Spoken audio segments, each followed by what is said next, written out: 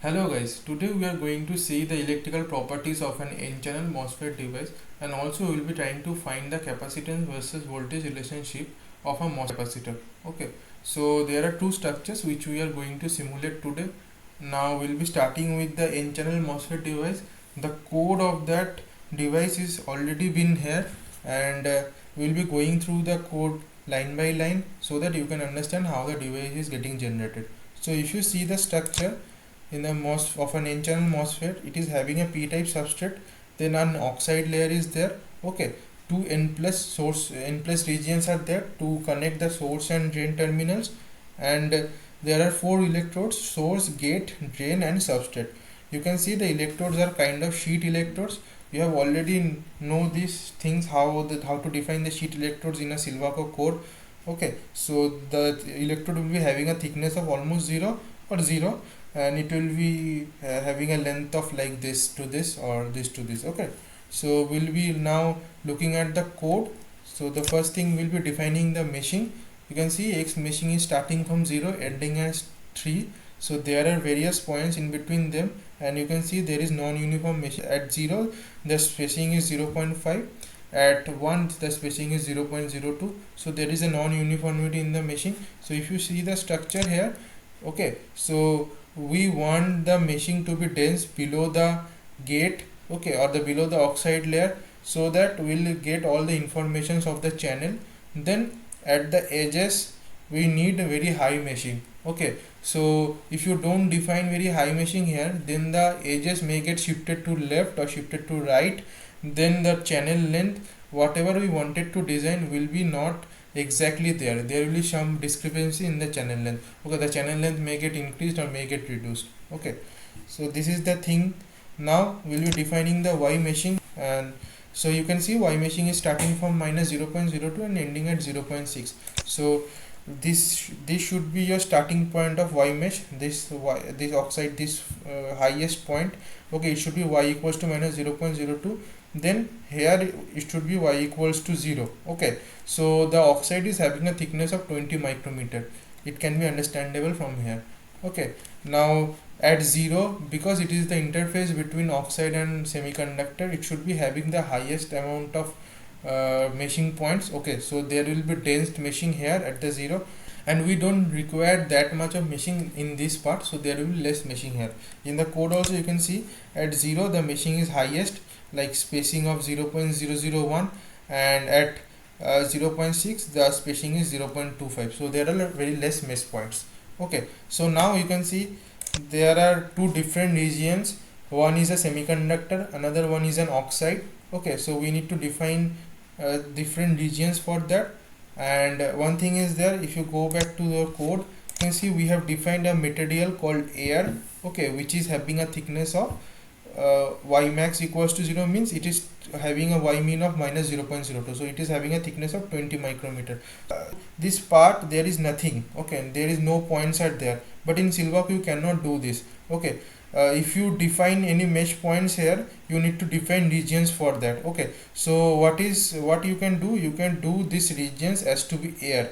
Okay, but here you can see we haven't defined any x points to defining air. We have defined only y point. So what will happen, at first there will be a region which will be having the whole length and thickness of 20 micrometer. Then when we define another region of oxide, that will get overlapped on the air. Okay, so there will not be any problem for that. So you can see first we have defined the air, which is having a thickness of 20 micrometer and having a length of 0 to 3 micrometer. Then we have defined the oxide. You can see for oxide y max is also 0, so it is also having a thickness of 20 micrometer, but x min and x max are getting changed. X min is 1 and x max is 2. Okay, and the material is oxide. So you can see, so this one is your x min, this one is your x max. So this region is getting overlapped on air. Okay, but this part and this part is air itself. Now then we'll be defining the semiconductor. For semiconductor, y min and y max is given. Y min is 0, y max is 0.6, and it is of silicon. Okay, so y min is 0, y max is 0.6, it is of silicon. Okay, now the next part will be defining the electrode. So the first will be defining gate electrode. You can see x. So to define gate, you will be starting with the command electrode name equals to gate, then x min x max, y min y max. You can see y min and y max values are same because we are dealing with a sheet electrode. And also for source and drain. Okay, for source we are giving x min to be, okay, we haven't defined any x min here, just only x max we have defined, which means that x min is 0 because our minimum value of x is 0. So it will be having a length of 0.5 micrometer. That electrode will be having a length of 0.5 micrometer and having a thickness of 0. And then for the drain also it will be same, like x min is 2.5, and if you don't define x max, so it will be 3 automatically, so it will be also having a thickness of 0.5 micrometer. Okay, so another is there, you can define the substrate because substrate is at the bottom. So if you define electrode substrate, okay, so that will be at the bottom of your substrate. Okay, and then one thing is there which I wanted to tell you. You can see your source part is up to here and here, okay, but we have defined the electrodes up to this and this. Okay, so this defining this electrode doesn't mean that your source is up to this. Your source can be up to here. Electrode is just to make the contact of this source and drain. Okay, so the thickness of this source, drain, or length of this source and drain doesn't matter. If you are connecting with the n plus region, that is good then.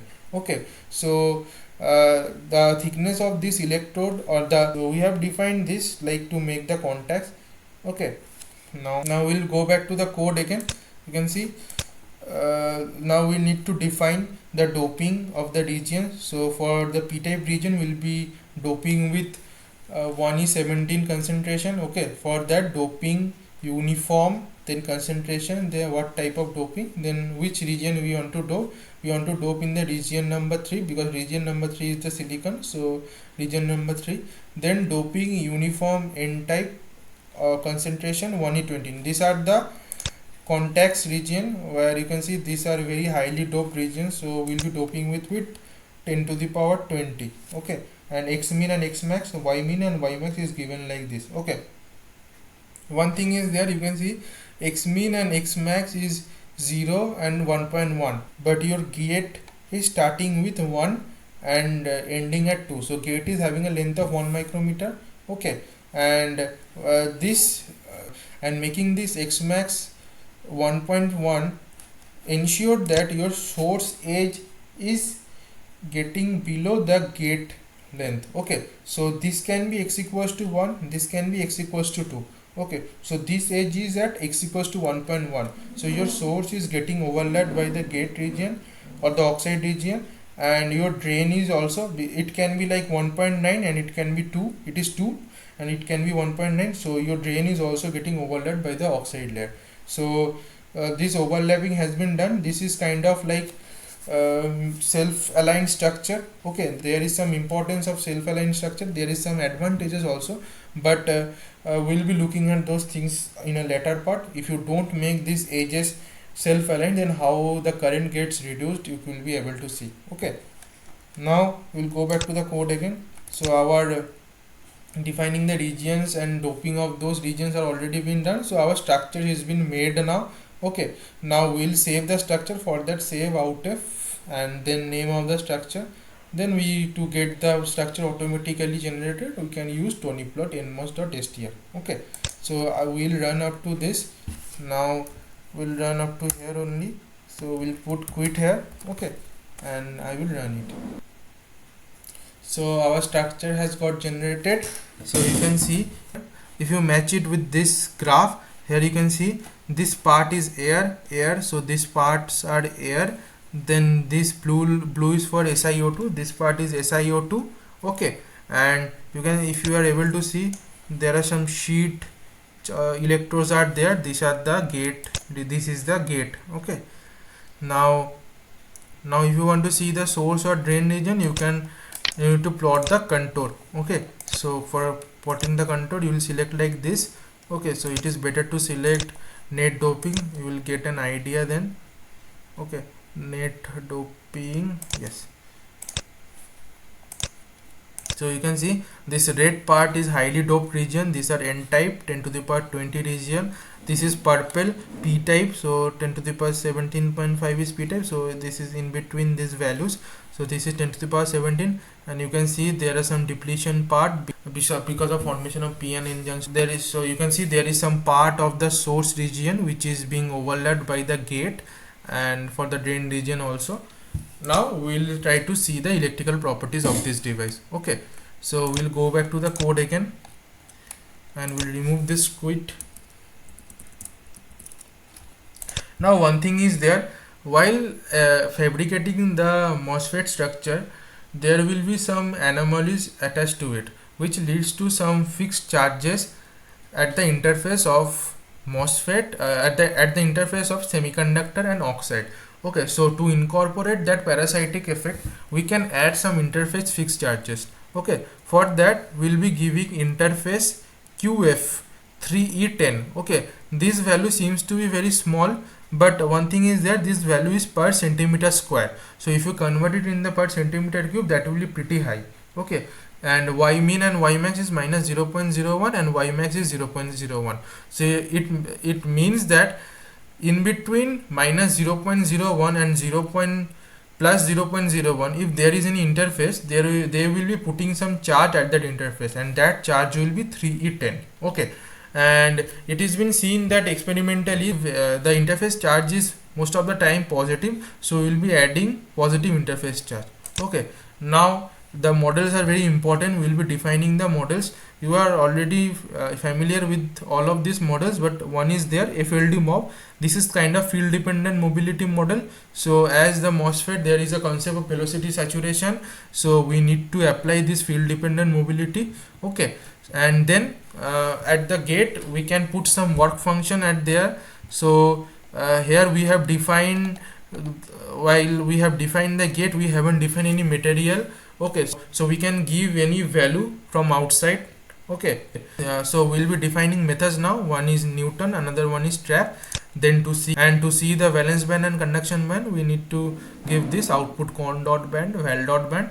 Then we'll be solving the structure, taking all the initial conditions to be 0. Okay, then we'll be saving it to see how the bands are looking, how the electron concentrations are there. All the things will be saved after here. Okay, so this is then to get the structure automatically generated, we can use the Tony plot now. Now the first thing will be finding the transfer characteristics. Okay, to get the transfer characteristics, we need to first fix the drain voltage. So for fixing the drain voltage, we can do it like this: solve V drain 0 with a step of 0.1 and V final 0.5. So we are fixing the drain voltage at 0.5 volt. Okay, now we will be changing the gate voltage and we will be plotting the drain current. That will give us a transfer characteristics. Okay, to do that, first we will be opening a log file. For that, log outf equals to name of the log file, then dot log. Okay, so we have already opened the log file. Then we will be changing the gate voltage. Now for changing the gate voltage, the same thing. For diode we have already done that. Then also for BJT we have changed it, like we have changed the base voltage like that. Now here we will be changing the gate voltage. Okay, so it will be like solve V gate starting from 0, it will be ending at 2.5. we will be having a step of 0.1. Okay, then we will close the log file. Okay, now to see the current plot, we can use Tony plot ID versus that name of the log file, so we'll get it generated automatically. Okay, so to see the transfer characteristics, now we'll be quitting here. After this we will run, and I think only this plot is needed while we removing these plots. Okay, so we don't need to see those things, and so this will not generate too many Tony plot windows. Now we'll be running. There will be only one Tony plot window which will be having this plot. Okay, so I'll run this. So this is your ID versus VG plot, where you can see the threshold voltage is around like in between 0.6 to 0.8. Okay, so you can find the threshold voltage from here. So the current, maximum current value is 990 microampere. Okay, and that is also at 2.4. So one thing is there, if you are told to define the regions in the ID versus VG plot, I mean define the saturation region or the linear region of operation of the device in the ID versus VG plot, taking VD to be 0.5 volt. You can do that. Okay, so that is the thing. Now one thing is that you can also plot the GM here or transconductance here. For that you need to go to display. Okay, so go to plot, then display, then if you select functions, you need to write it here. Okay, dy dx, you need to derive it. Okay, drain current comma gate voltage. Okay, now we'll apply it and press OK, and I will select the function from here. Okay, also I will be plotting the drain current with it. Okay, so you can see your transconductance is kind of like this, and your drain current is like this. So we'll be sending you this picture and you will be asked to find the relationship between the transconductance and the drain current. Okay, so the transconductance means the rate of change of drain current with respect to the change of gate voltage. Okay, so this is kind of dealing with the rate of change of current. So now we'll be trying to find the output characteristics of the MOSFET, or ID versus VD for a particular VGS value for the MOSFET. Okay, so for that we'll be going back to the code again, and I'll be removing this quit now. Okay, so first thing will be making all the biases go back to 0 volt. Okay, so up to here the bias values were like this. The drain voltage was fixed at 0.5 volt, and the gate voltage is finally reached to 2.5. so after this line the gate voltage and drain voltage are 0.5 and 2.5 volt. Okay, now to make the voltages go back to 0, the best way is to like solve. If you use solving, then all the voltages will be changed to 0 volt. Okay, so now we'll be fixing the gate voltages one by one, and we'll be plotting the variation of drain current with drain voltage. So the first thing is fixing the gate voltage as 0.1 volt. For that we have done it like this: solve, we get 0.1 volt. Okay, then we'll be opening a log file. So log file ID versus, so for that log outf ID versus VD add VG equals to 0.1 dot log. Okay, it doesn't matter whatever name you give, but when you are dealing with so many log files, it is better to like add many yeah, so it is better to like add informations in the log file so that you don't get confused afterwards. Okay, so I have given the log file name in such a way that it means that ID versus VD plot for VG equals to 0.1 volt. Then solve V drain 0 to 5 volt with a step of 0.1. Okay, so whatever parameters which are dependent on the drain voltage for a fixed gate voltage will be stored in the log file. Okay, then we will close it off. Okay, so log off, we have closed it. Here the importance of log off can be seen, because after this we are again changing the bias conditions. So if you don't close this log file, then it may get overlapped. If you change the bias conditions, that may get overlapped into this initially opened log file. So you have opened the log file, you have closed it. Okay, now all the values are stored here. Then again we'll do solve in it. We'll make again all the voltages to go back to 0. Then we'll be fixing the V gate at 0.5. Then again opening a different log file with a different name, log outf 0.5 for 0.5. Then again sweeping 0 volt, and then again sweeping the drain voltage from 0 to 5 volt with a step of 0.1. Then again closing the log file. Okay, in this way we'll be doing it up to gate voltage 2 volt. Okay, and we'll be opening a log file and we will be getting the characteristics for VD for changing the drain voltage from 0 to 5 volt. Okay, so this is the thing. Now after getting all those log files, we will overlay all those log files. Okay, so that we will be getting an ID versus VD plot for different VG values. Okay, so for overlaying that, we will be doing it like this: Tony plot dash overlay, then the log file names. Okay, so it will be like that. This we don't require because we are writing the log files name in a single line. If you don't want to write the log file names in a single line, so you can put it here and you can press enter and you can move it to down. But as there is no problem in writing the things in a single line, so it is better to do it like that. Okay, now we'll put quit here, already been there, so I will run up to this. Okay, so we'll get ID versus VG plot from here. Also we'll get ID versus VD plot. So we'll run it now. Okay, so our plot is like this, but this is the drain current versus gate voltage plot, and we want drain current versus drain voltage plot. For that we'll go to plot, then display. We'll select the X quantity to be drain voltage. Okay, and Y quantity is drain current. Now we'll apply it. Now you can see the characteristics look something like this. Okay, so one thing is there. So for VD equals to 0, for VG equals to 0.1 volt, we are not able to see any plot. We will be seeing it. We need to plot it in the Y scale. Okay, so you can see, because 0.1 is very smaller than the threshold voltage, so the current is very less, and for 0.5 also the current is very less. So from 1.5 the current is getting increased because it is more than the threshold voltage. Okay, now we'll go back to the linear plot again. So now you can see there is an increasing rate of current at higher drain voltages. This is due to channel length modulation. Okay, you can find the channel length modulation index from the ID versus VD plot also. For that, if you take this part, okay, and if you take the slope of this linear line, that will be that will be del ID by del VDS. Okay, if you divide this with the quotient bias current value like IDQ, this point, then you will get the channel length modulation index.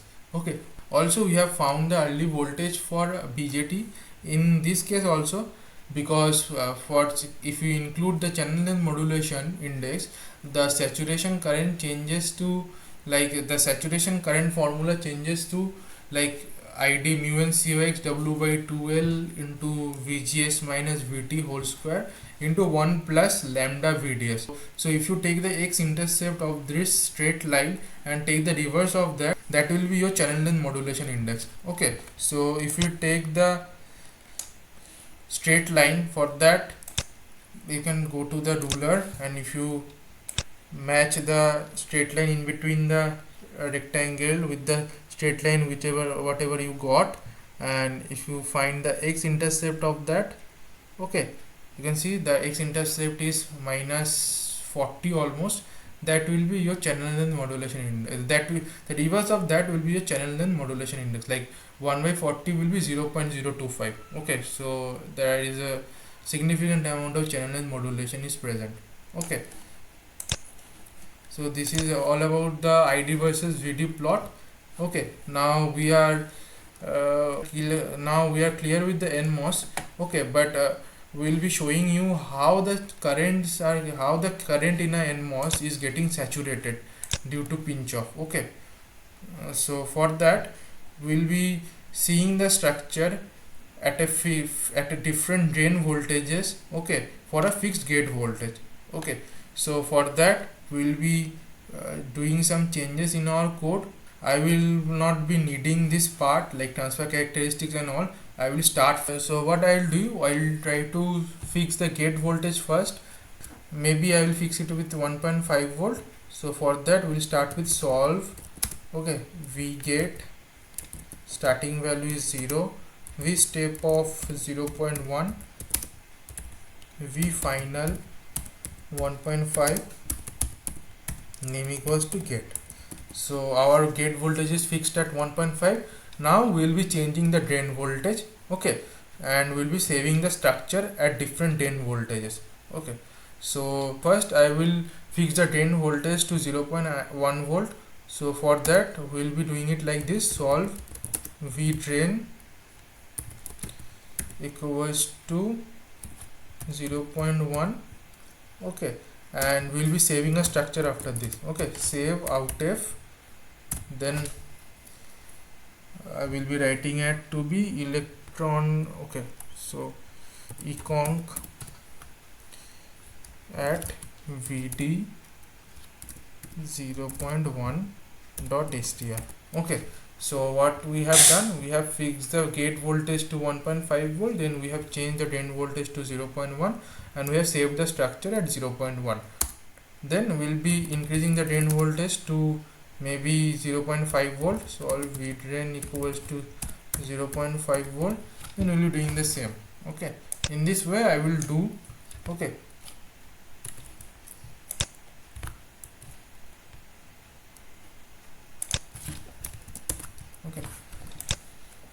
Now I will be pausing here, then I will complete the other voltage values. So I have completed it for all the drain voltages from 0.1 to 2.5 volt, and I have saved all the structures at particular drain voltages, like from 0 at 0.1 and 0.5, then 1, and in this way at 2.5. Okay, and then I will be adding all these plots in a single Tony plot window. For that I will be writing it like this: Tony plot add, then all these str files. Okay, so this will plot all those this so this will add all the structure files in a single Tony plot window. Okay, so I will put quit here because we don't need the other things now. Now we'll be running. So this is all the structure files. Okay, now we'll be selecting all these files together. For that we'll be pressing Ctrl and A.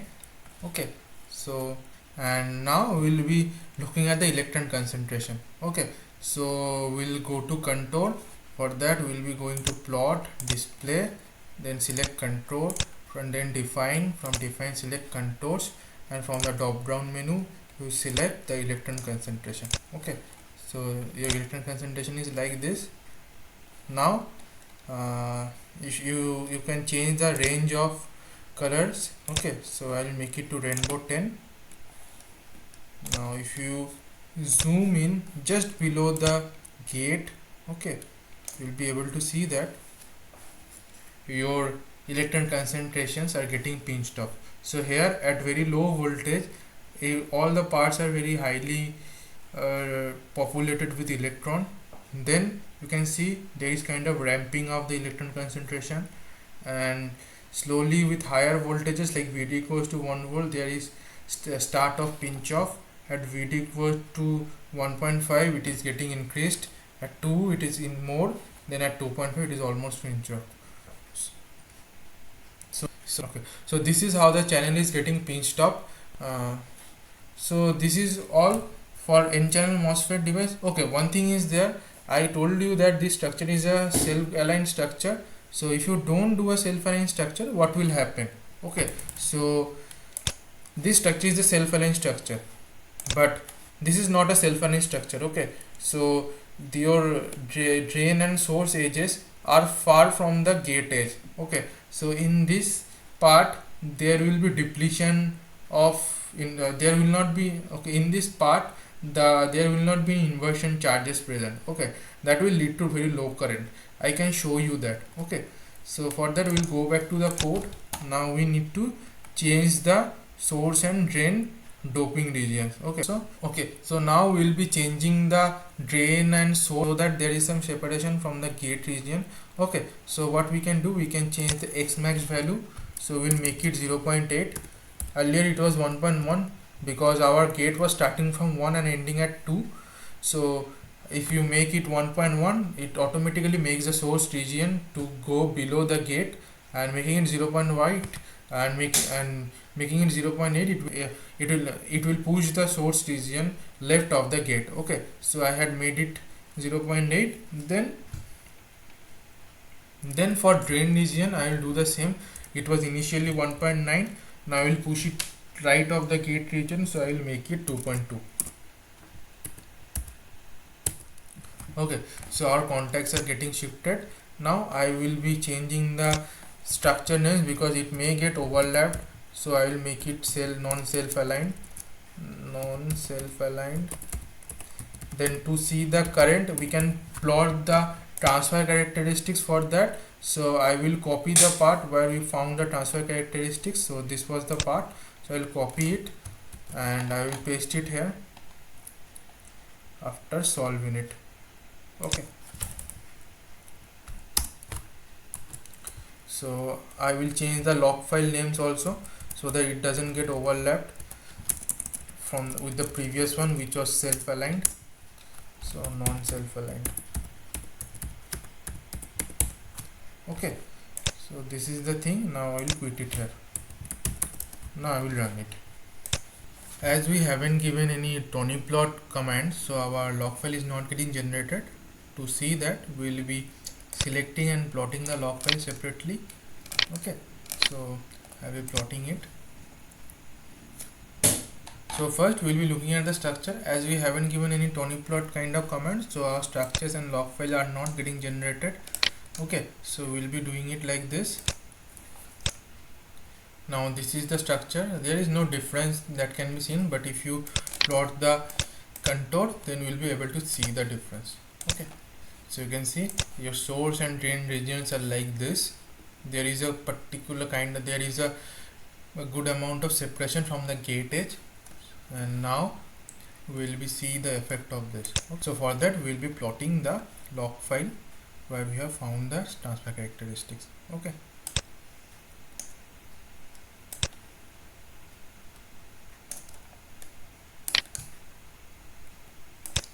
So here you can see the drain current is 2 into 10 to the power minus 15. This is a leakage current. Okay, this is due to non-formation of the channel or very high depletion charge in this region. So you can see, because this is a p-type region and this is the n-type region, so there is depletion region here. Okay, so when you are giving positive voltages at the gate, the inversion charges will be formed here. Okay, within the gate region, but there will not be any inversion charge from here to here. Okay, so there will be very high resistive path here and here, so there will be very high series resistance that will decrease the current a lot. So you can see, for not getting the structure, so you can see if you don't make a self-aligned structure, if there is some mismatch or there is kind of some shift in the source or drainage while fabrication, then the current can get reduced drastically. So you can see the current is very less here. So this is all with the NMOS. Now we'll be looking at the MOS capacitor structure. So for that we'll be doing some minor changes in the code for the NMOSFET, and we'll be looking at the CB plot for that. Okay, so we'll be sending these plots to you. Now we're going to simulate the MOSFET structure. We already have the code for MOSFET, and I have changed some of the parts of it so that we can get the MOSFET structure from itself. Okay, so if you see the structure, there is no source or drain region or N plus pockets for this kind of structure. Okay, only two electrodes are there, gate and substrate, and oxide is spreaded all over the length of substrate. Okay, so now we'll go back to the code and we'll see what's happening. So for X meshing and Y meshing we haven't changed anything. So now we'll be defining two regions only, oxide and silicon, and the region number 1 is oxide, where we have given Y max to be 0, and we haven't defined X min and X max. That means that it will take the whole length of the substrate. So the oxide layer will be having a thickness of 0.02 micrometer and will be having a length of 3 micrometer. Okay, and for similarly silicon, there is no definition for X min X max because it is taking the whole length from 0 to 3 micrometer, and Y min and Y max are defined like this. Y min is 0, Y max is 0.6 micrometer.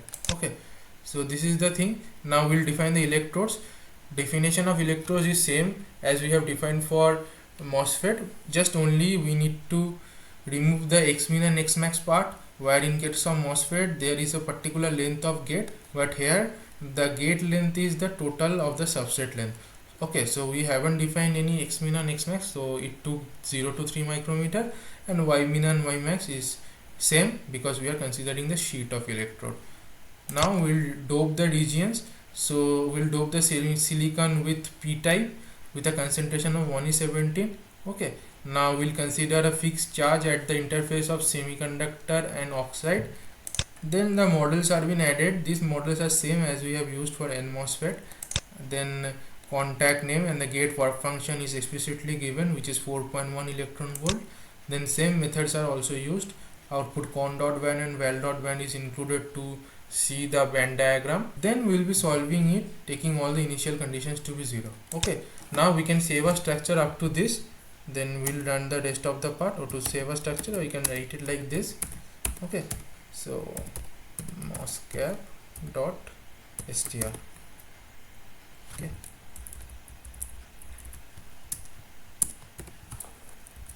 now I will Tony plot it. Tony plot moscap dot str and quit here. Okay, then I'll run it. So this is the structure of a MOSCAP. You can see the this part is the silicon part, the whole layer is oxide layer, and there is electrode of gate, a sheet electrode. You can see it is written as conductor. Okay, now we'll see the meshing for this thing. Okay, you can see as we haven't changed the meshing, and we just changed some of the parts of the code to get the MOSFET, we don't get the uniform meshing throughout the whole region, throughout the whole substrate length. And you can see for in the MOSFET we wanted the dense meshing at the channel part only, because our gate length was up to because our gate length was from here to here. But in MOSFET we have the total length as the gate length. Okay, so we need to increase the meshing of these parts also. So for that we'll go back to the code now and we'll change it accordingly. So at 0 it was 0.5, so we'll make it to 0.05. and if we want uniform meshing throughout the length, then we don't require these points. Okay, so as we have told you once that in PN junction diode, if you make the meshing same for initial point and the final point, then all the spacings in between them will be same. Okay, so I have removed this point. So from A0 to 3 there will be lots of lines which will be having a spacing of 0.05 micrometer.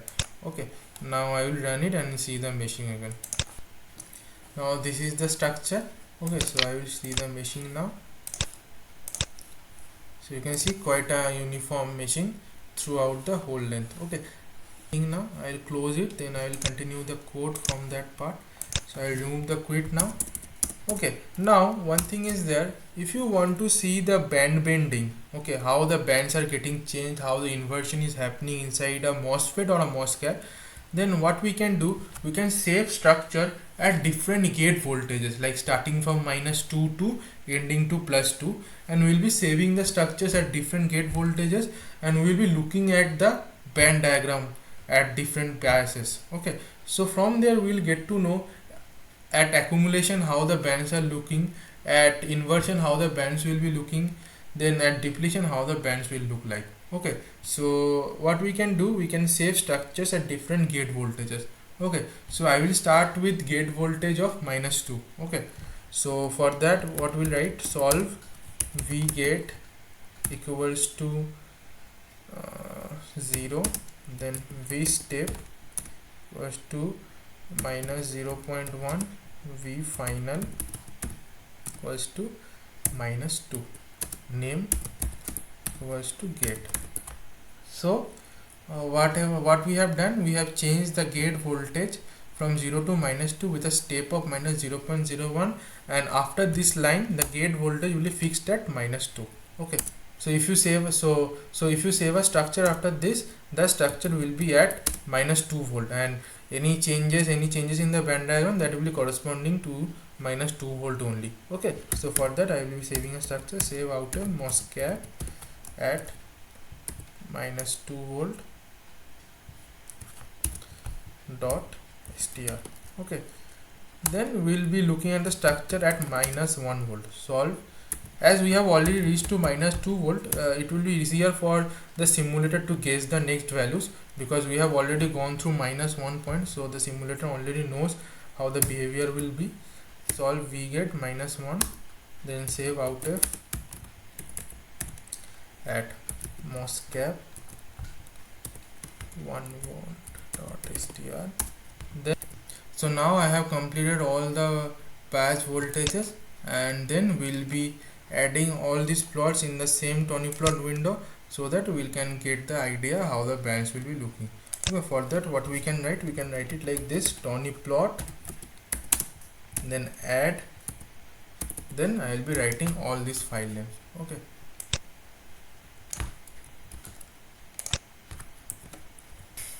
so I have added all the file names. Now I will quit it here. Okay, then I will run it. This is a structure which got generated. Now to see the band diagram, we'll be selecting all these structures together. Now we'll take a cut line, okay, and we'll draw the vertical cut line like this. Okay, now we'll deselect all of these things or delete all of these things, then this or then I'll select all these files together. Okay, then from the display selecting conduction band energy, then valence band energy, then electron QFL. Okay, so this is your individual band diagram. Now this plot, if you see, this is for -2 volt. Okay, so if you zoom in here, you can see only this part. If you see, there is upward bending of the bands. Okay, this is due to accumulation of positive charges at the interface. Because of accumulation of positive charges, the interface will become more sort of a p-type. So you can see the valence band is closer to the Fermi level, which makes the interface more sort of a p-type. Okay, however the whole substrate is p-type, but at the interface the difference between the valence band and the Fermi level is getting reduced. Okay, so this part is the accumulation part where the bands are bending upwards. Okay, now at -1 volt you can see the bands are almost flat. Okay, so why it's happening like this? This is due to the work function difference between the semiconductor and the gate. Okay, here for the gate we have given 4.1 electron volt work function, and in the semiconductor there will be different electron affinity and different work function will be there. So the difference of them will be finite, and this will lead to the flat band condition at negative voltage. Okay, so at 0 volt you can see the bands are not flat.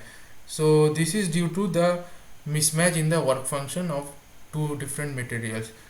So at 0 volt there is a bending. Okay, at 0.5 volt the bending is getting increased, and you can see at the interface the conduction band is going near to the Fermi level at 0.5 volt. So we can see that inversion is happening and the interface is becoming quite n-type. Now with more voltage, more positive voltage like 1 volt and 1.5 volt, you can see the conduction band almost touches the Fermi level. So we can say that the interface becomes now n-type, or it is inverted. So this is the thing.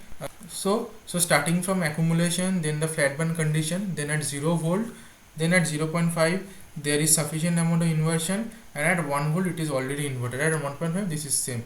Okay, so you can see from 0.5 volt to 1 volt the threshold voltage should lie in between them. Okay, so from here we'll from here we are able to understand how the bands are getting changed with the applied gate voltage. Okay, so this is the thing. Now we'll close it and we'll get back to the actual thing where we'll be finding the capacitance plot for varying voltages or varying the gate voltage. Okay, so I will copy this part and I will paste it here because I don't need these parts now. Now I will run up to this. Okay, so the zigzag kind of characteristic, this is not the capacitance, this is the substrate current. Okay, only the leakage current will be there. Now we'll be selecting capacitance between gate to substrate. Okay, so it will be C gate substrate. I'll remove this and I'll apply it. Okay, now you can see from -2 to -1 or lesser than -1, this part is due to the flat band condition. Then the depletion will be started. After 0 there will be inversion. Okay, so we are giving positive voltages, so inversion will be started after 0 volt, and the threshold voltage will lie somewhere here. Okay, or somewhere here. Okay, this is the thing.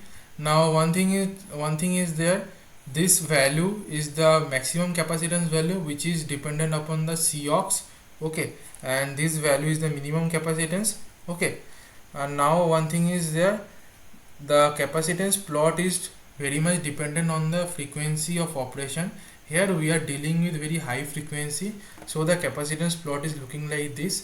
But in low frequency the capacitance after the inversion will not be smaller. Okay, there will be sudden rise of the capacitance and it will be increased. Okay, for lower frequency, this is due to for high frequency. So the reason behind this will be explained in your assignment sheet. Okay, we will be explaining that why it is happening, and that is it is. Now another question is that if you want to change the threshold voltage of the MOSFET, how can you do that? Okay, there are several ways of that. You need to find the 3 ways. I will be telling you one of the ways, rest of the two ways you need to find, and in your assignment you just need to draw it roughly how you can change the threshold voltage, and for that how the characteristics will look like. Okay, so one thing I will be showing you how to change the threshold voltage.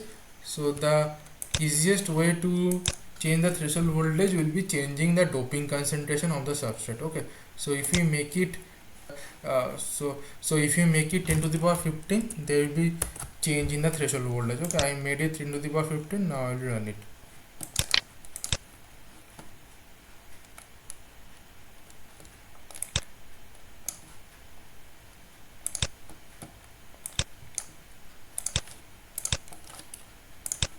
So your capacitance plot will look like this. You can see your threshold voltage has been changed. Okay, so this is the thing. Now your depletion capacitance will also be changed because it is dependent upon the doping concentration. Now this if you rewind this video and go back to the frames, you can see that this maximum value doesn't get changed because it is dependent upon the oxide thickness, but this minimum value is getting changed. Okay, because the doping concentration is getting changed, and this minimum value is dependent upon the depletion capacitance, right?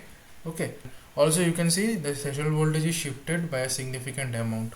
Okay, so this is it. Then we have completed the MOSCAP also. Now this was your last experiment. Okay, so we'll be sending all these images to you, and you need to write it in your assignments. Okay, there will be some deadline to submit your report, and which will be told to you. Okay, so thank you then.